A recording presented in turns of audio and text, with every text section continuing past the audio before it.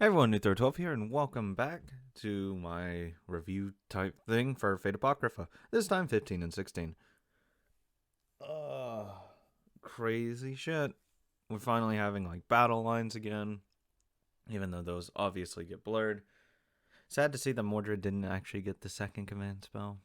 Sad. Even though Sieg does, because Sieg needs it, and he's dying of cancer, but he definitely needs them all. Anything to keep him alive. He will never die until the very end, where he can die a heroic death, and then everyone can cheer and build statues of him in his honor. Blah, blah, blah, blah, blah. But it's funny to see the fat dude actually be not as shitty, but still pretty shitty. Like, that's just a little amusing to me. With the whole going after Jack, it's alright. I think it's fine. I don't know what Jack was hoping to accomplish by attacking Fiore, other than like killing her, but why they didn't have guards around her, I don't know. Who needs guards there? We're all taking care of the other injured ones. Silly. What I would have liked them to do actually with the whole you can't remember Jack, if they had like a flashback for the character, like so they couldn't actually like see who they were, kind of like to illustrate it rather than just saying they couldn't remember it. If they'd like flash back and they only can see like this gray mist around them, or like their face is shifting and changing, shit like that, I think that would have been really effective to see how the character conceptualizes it. Otherwise, I can't really like understand what they mean by like, oh, I can't remember what they look like. What is that supposed to fucking mean? It'll make sense though for Jack because of the whole like Jack the Ripper. No one knew who the fuck he was. Blah blah blah. It could have been like literally fucking anyone, right? So it makes sense that way. I don't know how I'm going to feel about the whole Shiro's plan thing. I don't know. I don't know how to feel about it. It just feels weird to me. Like he's asking all these servants what their wishes are. How are they gonna get their fucking wish granted? They're gonna die. Like I thought the whole point of the Grail was all the servants have to die, so it can like juice up the Grail and like actually open it. Or at least that's what the masters want, because even then, like the last servant has to die as well. For all the root memes.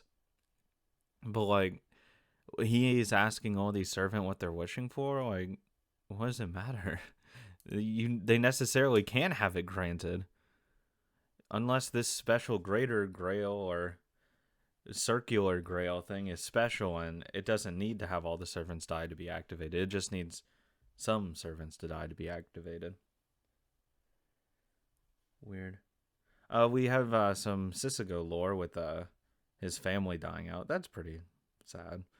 But it's a very neat wish, I guess. Just a really mundane. You know what? I just want a family. It's a really wholesome wish.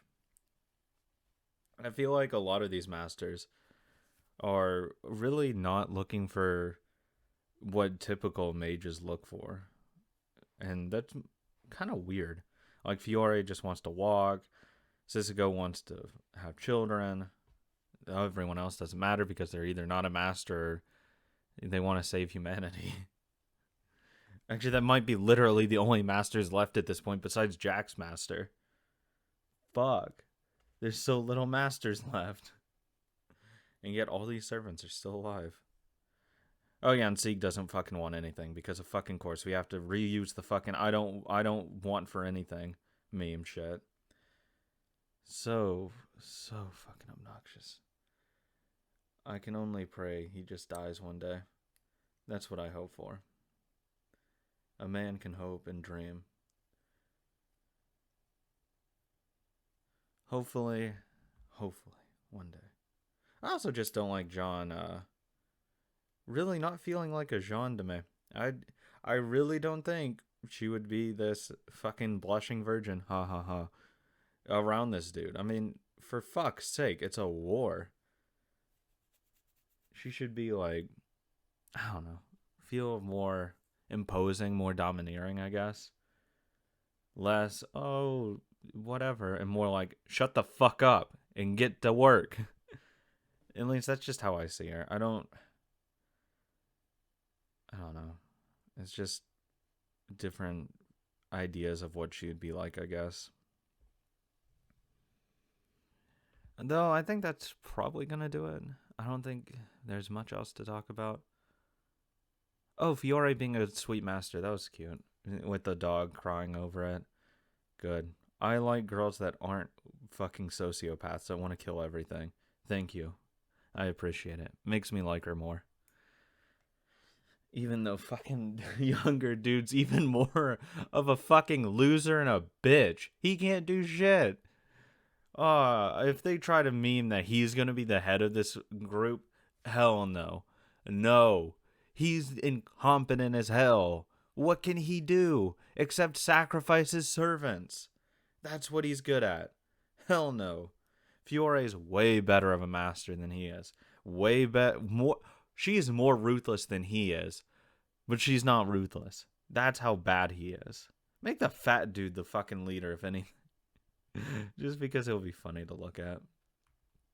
Anyways, I'm going to call it good there. Not much else to talk about.